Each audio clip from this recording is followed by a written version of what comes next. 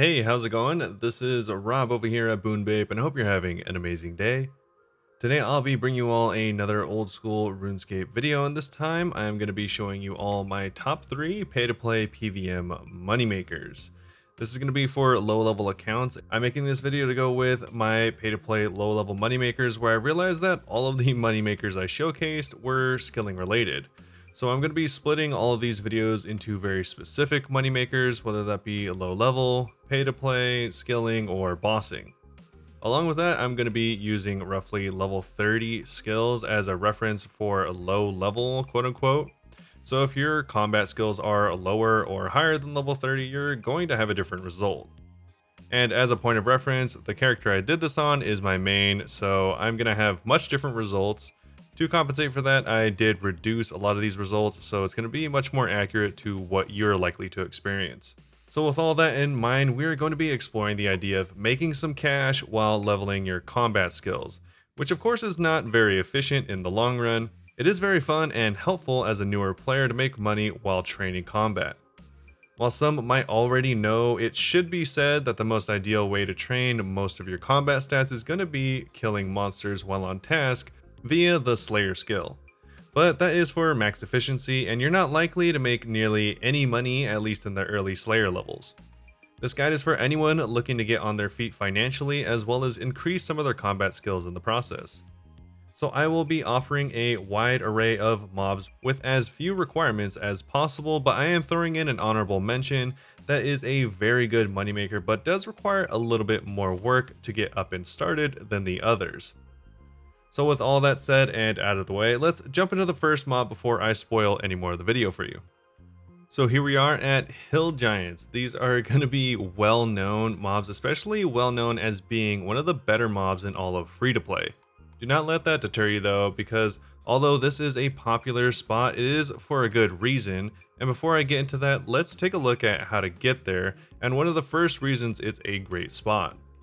So this spot is great because it's extremely close to two banks, one of which is the Grand Exchange, so you can turn a profit in just a quick walk, making it very convenient when you finally hit that next defense level and are looking to upgrade a mithril plate or a new bow. From the Grand Exchange, it's a simple trot over to the west, and a small shack is going to be what you're looking for. Make sure to bring a brass key from the Grand Exchange, and this will grant you access to the Edgeville dungeon where the Hill Giants rest.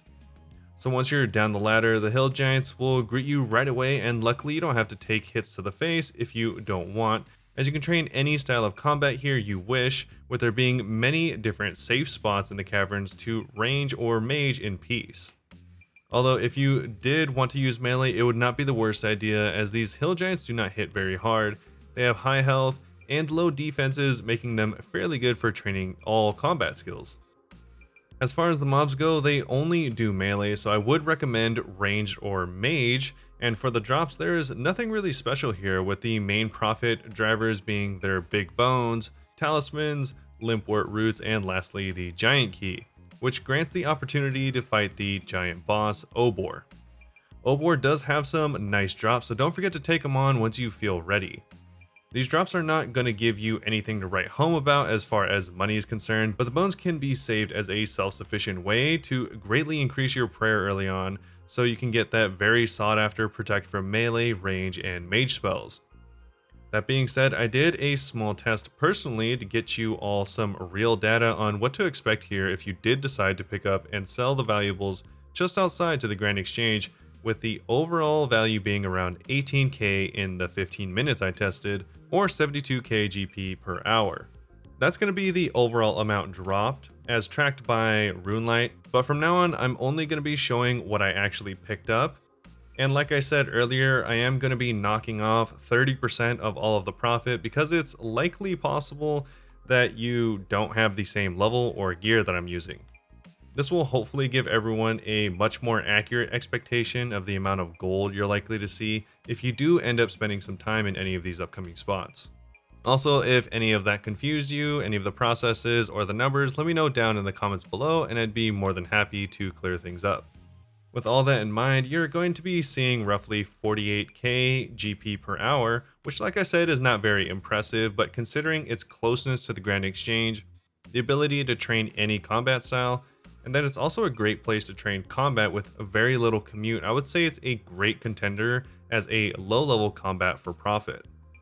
So as we move on to the next mob, we venture into the wilderness, which I know especially at a first glance for new players can be very intimidating, but do not fret as I'm a huge wuss when it comes to PvP combat, and even I found the spot to be very relaxing and manageable. Also, if the wilderness is simply out of the question for you as you don't even want to see another player and be worried, you can find more Chaos Druids all across Gilnor, most notably in the Taverley dungeon in the northwest corner. But keep in mind, you will not make nearly as much going there, and it's more of a trek than this wilderness spot. As for the spot we're going to be covering, it's located just under Edgeville in the Edgeville dungeon. Once down here, as soon as you pass through these gates, you'll be in the wilderness, and we're just a small skip away in measly wilderness level 3.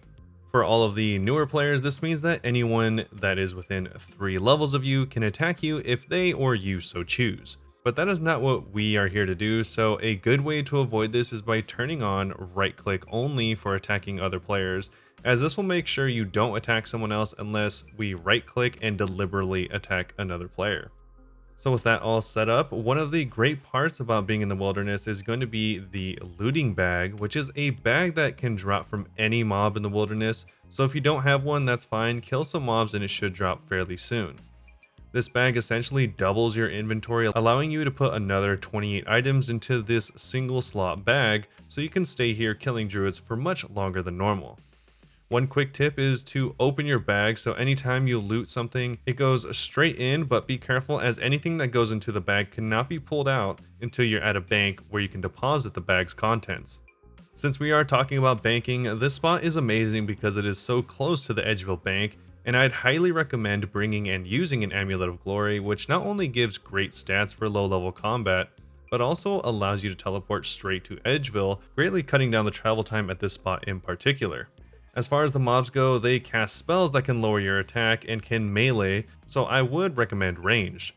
And for the drops, they're going to be mainly dropping high value herbs such as Renar, Cadentine, and Avanto, with a few valuables in between. If you are somehow able to obtain an herb sack, this combined with the looting bag will allow you to stay here multiple times longer than normal, but it is fairly hard to acquire as a newer player, so don't worry if you have no idea what I'm talking about. Once you have had your fill, banking at Edgeville is a breeze, and in the 15 minutes I spent here, I didn't even have to go back to the bank once.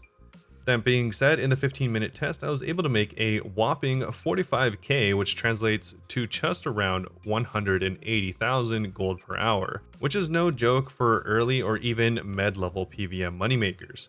With the 30% nerf, you're more likely to see roughly 125,000 GP per hour if you came to this spot with low-level stats and gear.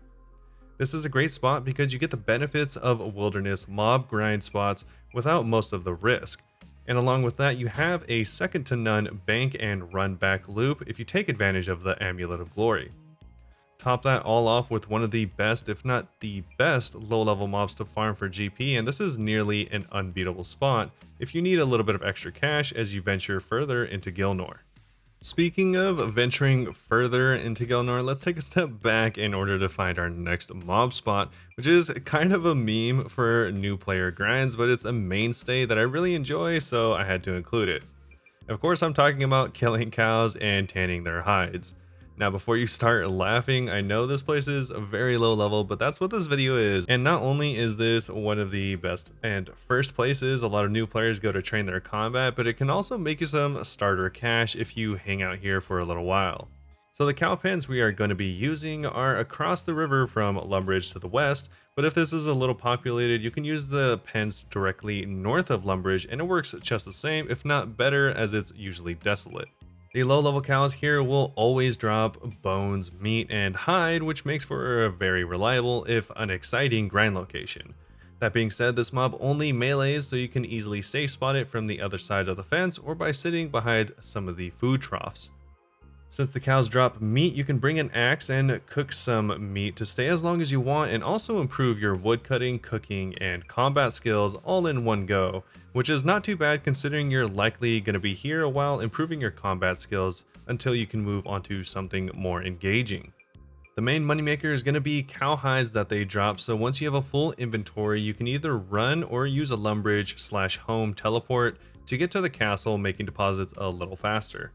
After you've spent some time here and are ready to sell your hide, take a second because you can turn a quick profit if you spend some time in Alcarid tanning those hides into soft leather. This is a common tactic because new players cannot sell cowhide to the Grand Exchange unless they've had the account for a little while, done some quests, or are a member.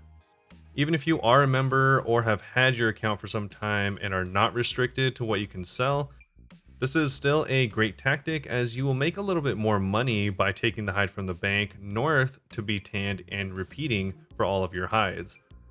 As for my personal test, I was able to get 110 cow hides in 15 minutes, which makes about 15k profit. Once I tanned them, I had about 20k in profit, or around 80,000 gold per hour, although the tanning did take an extra 3 minutes. This means an average player would see roughly 56,000 gold per hour, so like I said, this is not a spot that'll blow your socks off, but for someone that literally just made their account, having access to a simple low-level PVM monster right outside Lumbridge Castle, this could mean affording some nice new armor in just as little as an hour or two. In the beginning, I did say that this was going to be a top 3, but I had to throw in this honorable mention because it can make a huge amount of GP per hour and only has slightly more requirements than all of the other spots. So like I mentioned earlier, this spot requires quite a bit more than the other spots which had nearly no requirements, that mainly being the completion of the Tower of Life quest, which is fairly easy, and I'd highly recommend getting the Ardoon Medium Diaries.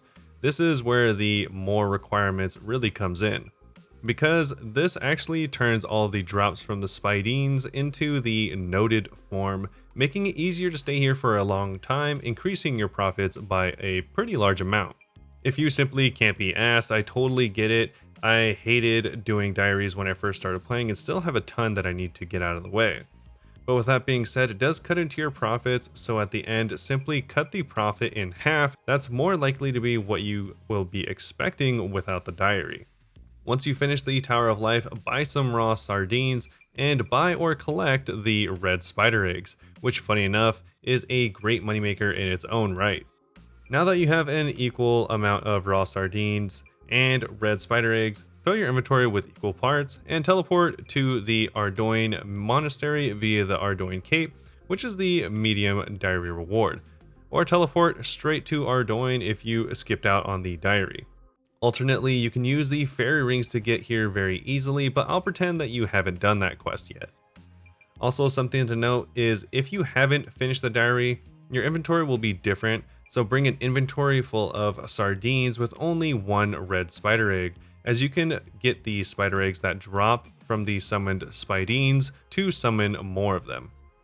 Once in the basement of the tower, go to the fountain just southwest and use it to spawn a Spidine, which takes one raw sardine and one red spider egg. After you finish off the Spidine, you'll be rewarded with either noted spider eggs if you've done the diaries, or regular spider eggs, which you can use to, like I said, summon some more. Once your inventory is empty or full, I like to teleport back to a bank such as the Grand Exchange or Edgeville to stow my rewards and heal up. Then I'm ready to restock and head back to my Spidines. In my 15-minute test with the diary, I was able to make 82k GP or 253,000, and that's after we take out the cost of the red spider eggs, which is an insane amount of gold for a low-level moneymaker. This means for the average player with average gear, you can expect roughly 154,000 GP per hour, and like I said, half that if you don't have the diary. Overall, this place has more requirements, but I thought it was close enough to be considered a viable option, or something to build up to if you're somewhere in between when it comes to skills. While it does have more requirements, walking, teleporting, and is overall just a little bit tougher, the amount of profit you can see here is well worth it in the end. So that's going to be about it for this video and for my top low-level PVM moneymakers. It is tough finding low-level monsters that make the trips worth it, but I tried my best, so let me know if there are any mobs that you think should have made the list or that you have enjoyed fighting to make some extra cash along the way. I really hope this helps some of the new players, and make sure to stick around if you want to see more low, med, or high level moneymakers, whether it be from skilling, mobs, or bossing, as I plan on making and releasing that content in the near future. So I hope you enjoy the video, have an amazing day, and I'll see you all very soon.